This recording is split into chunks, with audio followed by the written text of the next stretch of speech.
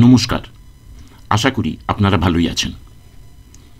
ইউটিউবে চোখের রেটিনার রোগের বিষয়ে অনেক ভিডিও আছে, আমার এই চ্যানেলেও আছে। রেটিনার বিষয়ে অনেক কিছু তথ্য এই চ্যানেলে চোখের অ্যানাটমি বা চোখের গঠন এবং চোখের ফিজিওলজি এই ভিডিও দুটিতে বলা হয়েছে। কিন্তু দর্শকদের বিভিন্ন প্রশ্ন থেকে বোঝা যায় যে সকলের হয়তো ওই ভিডিও দুটি দেখা হয়নি। এছাড়াও এর পরের কয়েকটি ভিডিও চোখের রেটিনা সম্পর্কিত, তাই এই ভিডিওতে চোখের রেটিনার বিষয়ে সংক্ষেপে কিছু তথ্য জানানো হয়েছে। আপনাদের সকলকে এই চ্যানেলে স্বাগত জানাই। যারা প্রথম এই চ্যানেলের ভিডিও দেখছেন তাদের জানাই যে এই চ্যানেলের ভিডিওগুলির বিষয় আমাদের চোখের বিভিন্ন রোগ ও অবস্থা সম্পর্কে আলোচনা। এই ভিডিওটা ভালো লাগলে লাইক করবেন এবং এই চ্যানেলকে সাবস্ক্রাইব করবেন। আর যারা অলরেডি সাবস্ক্রাইব করেছেন এবং এই চ্যানেলের মেম্বারশিপ নিয়েছেন তাদের জানাই অনেক অনেক ধন্যবাদ। রেটিনাকে বাংলাতে বলা হয় চোখের পিছনের পর্দা বা চোখের পিছনের আলো সংবেদনশীল পর্দা, অনেকে বলেন অক্ষিপট। এই রেটিনা এমনিতেই খুব পাতলা একটি আবরণ, কিন্তু রেটিনা 10টি বিভিন্ন লেয়ার বা আবরণ দিয়ে গঠিত। এই পিছনের পর্দা আমাদের চোখের ভালো দৃষ্টির জন্যে খুবই গুরুত্বপূর্ণ। আমরা যখন কোনো জিনিসের দিকে তাকাই তখন ওই জিনিসটার থেকে ঠিকরে আসা আলোর রশ্মিগুলি প্রথমে চোখের স্বচ্ছ কর্নিয়া, তারপর অ্যান্টেরিয়র চেম্বার, তারপর স্বচ্ছ লেন্স, তারপর লেন্সের পিছনে থাকা স্বচ্ছ ভিট্রাসের ভিতর দিয়ে গিয়ে চোখের রেটিনা বা পিছনের পর্দায় পড়ে। চোখের পিছনের পর্দা বা রেটিনাতে ওই জিনিসটার একটি প্রতিচ্ছবি তৈরি হয়, কিন্তু যে প্রতিচ্ছবি তৈরি হয় তা হয় উল্টো। এখানে দেখা যাচ্ছে যে রেটিনার উপরে লাল জিনিসটার একটা উল্টো প্রতিচ্ছবি তৈরি হয়েছে, কিন্তু আমরা তো কোনো জিনিস উল্টো দেখি না। এর কারণ হলো রেটিনার ওপর ছবি তৈরি হলেও সেই ছবি আমরা কিন্তু এখনও পর্যন্ত উপলব্ধি করি না। রেটিনাতে আছে রডস এবং কোনস নামে এক ধরনের আলো সংবেদনশীল কোষ বা লাইট সেন্সিটিভ সেলস। এই কোষগুলিকে ডাক্তারি ভাষায় বলা হয় ফটো রিসেপ্টরস। রডস কোষগুলি কম আলোতে কাজ করে এবং কোনস কোষগুলি বেশি আলোতে কাজ করে। প্রথমে রেটিনা রডস এবং কোনস কোষগুলি আলো দিয়ে উত্তেজিত বা উদ্দীপিত হয়, ইংরেজিতে বলা হয় স্টিমুলেটেড হয়।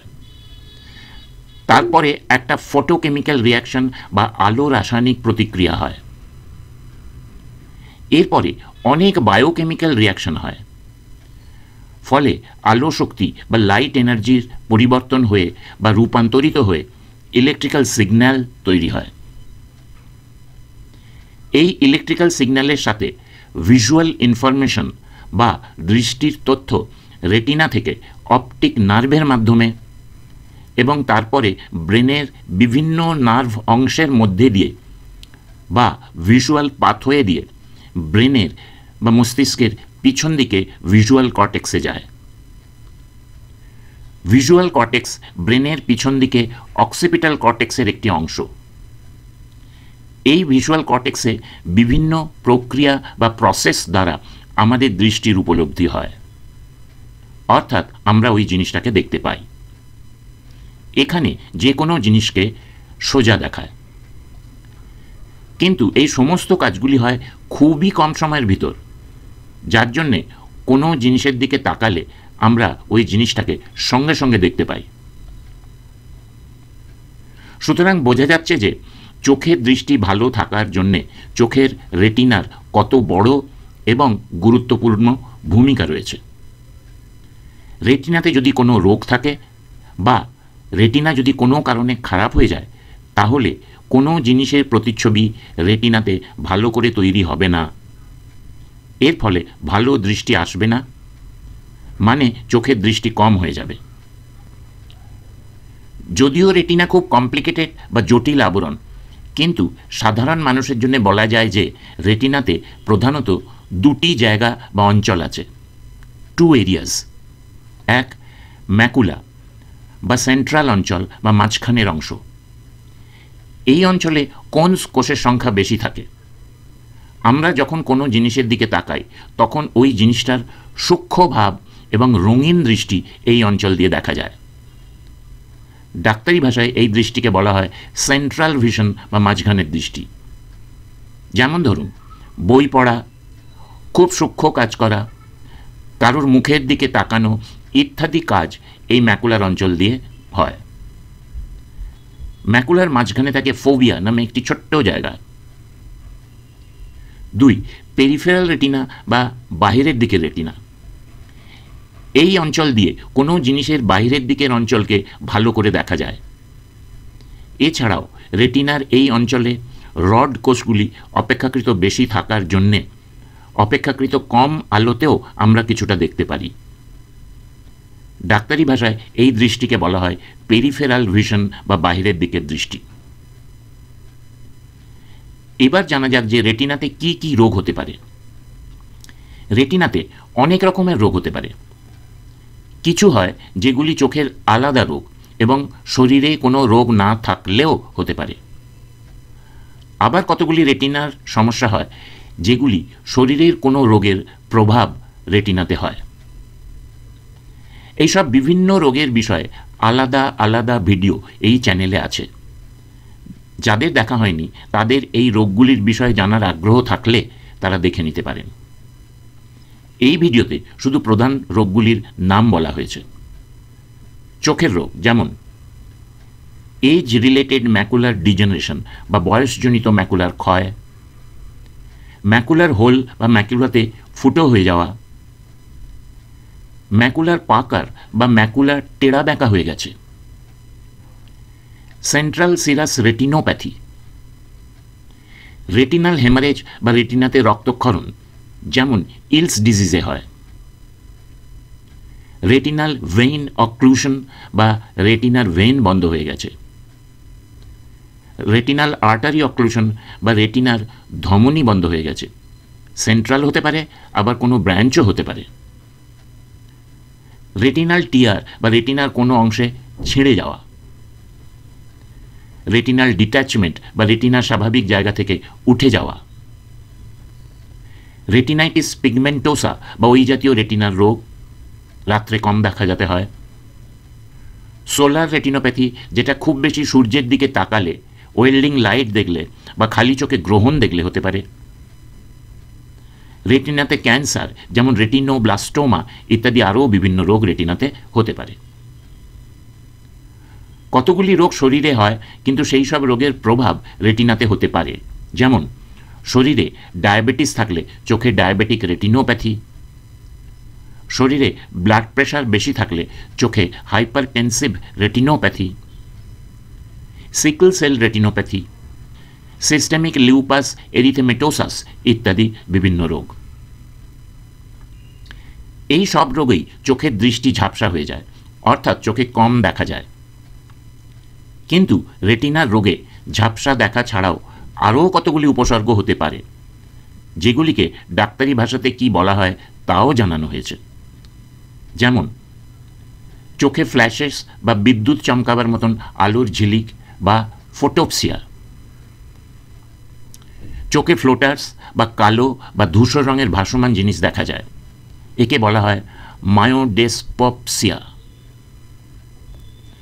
চোখ দিয়ে টেড়া বেঁকা দেখা যায় বা মেটামরফপসিয়া, অতিরিক্ত আলোর সংবেদনশীলতা বা আলোকাতাঙ্ক বা ফোটোফোবিয়া, অনেক সময় একই জিনিস দুটো দেখা বা ডাবল ভিশন বা ডিপ্লোপিয়া, বাইরের দিকে দৃষ্টি একেবারে কম হয়ে যাওয়া বা টানেল ভিশন, স্কোটোমা বা ভিজুয়াল ফিল্ড ডিফেক্ট বা দৃষ্টির ক্ষেত্রের কোনো অংশ দেখা যায় না, এবং চোখ সম্পূর্ণ অন্ধ হয়ে যাওয়া বা কমপ্লিট ব্লাইন্ডনেস। এবার জানা যাক যে রেটিনার রোগ জানার জন্য কি কি পরীক্ষা করার দরকার হতে পারে। চোখের রেটিনা ভালোভাবে দেখতে হলে একরকম চোখের ফোঁটা বা ওষুধ দিয়ে পিউপিল ডায়ালেট করে বা চোখের তারা বড় করে দেখা হয়। সাধারণ চক্ষু পরীক্ষা যেমন সকলের করা হয়। এছাড়াও স্নেনেলস চার্টে দৃষ্টি পরীক্ষা, অপথলমোস্কোপ দিয়ে ফান্ডাস দেখা, স্লিট ল্যাম্প দিয়ে পরীক্ষা, রেটিনার রেড রিফ্লেক্স দেখা, ভিজুয়াল ফিল্ড চার্টিং বা দৃষ্টির ক্ষেত্র কেমন আছে তা দেখা,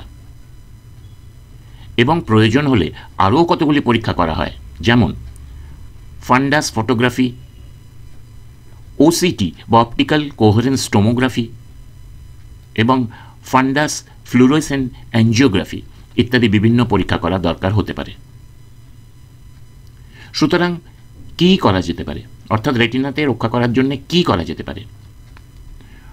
অনেক কিছুই করা যেতে পারে, কিন্তু বিশেষ কতগুলি হচ্ছে: 1. চোখের জন্যে পুষ্টিকর খাবার খেতে হবে। এর জন্য একটা আলাদা ভিডিও এই চ্যানেলে আছে, যাদের দেখা হয়নি তারা অবশ্যই দেখে নেবেন। 2. যখনই চোখের দৃষ্টি কম হয়ে গেছে মনে হবে, তা সেটা খুব কম মনে হলেও একজন চক্ষু বিশেষজ্ঞকে দেখাতে হবে। 3. যাদের শরীরে রোগ আছে, যেমন ডায়াবেটিস বা বেশি ব্লাড প্রেশার, তারা অবশ্যই একজন চক্ষু বিশেষজ্ঞকে দেখাবেন। ফিজিশিয়ান কবে বলবেন বা আদৌ বলবেন কি না তার অপেক্ষায় থাকবেন না। 4. খেলাধুলা করার সময় চোখকে প্রোটেকশন দেওয়ার জন্য একরকম চশমা পাওয়া যায়, ওই চশমা ব্যবহার করতে পারেন। 5. ওয়েল্ডিং করার আলো, লেজার আলো, ম্যাগনেশিয়াম আলো, সূর্যের আলো ইত্যাদি আলোর দিকে তাকাবেন না, রেটিনাকে এইসব আলোর থেকে রক্ষা করবেন। খালি চোখে কখনো গ্রহণ দেখবেন না। বাইরে রোদে অনেকক্ষণ থাকতে হলে প্রোটেক্টিভ সানগ্লাস ব্যবহার করবেন। খুব বেশি দেখার সমস্যা হলে দেরি করবেন না, যত তাড়াতাড়ি পারেন একজন চক্ষু বিশেষজ্ঞকে দেখাবেন। আশা করি চোখের রেটিনা কি, এর গঠন কীরকম হয়, এর কাজ কি, রেটিনাতে কি কি রোগ হতে পারে, কি কি পরীক্ষা করা যেতে পারে এবং রেটিনাকে রক্ষা করার জন্য কি কি করা দরকার হতে পারে, এই সব বিষয়ে আপনাদের কিছু ধারণা হয়েছে। ভিডিওটা পুরো দেখার জন্য আপনাদের ধন্যবাদ জানাই। কিছু জানাবার ইচ্ছে থাকলে কমেন্টে জানাবেন। নমস্কার।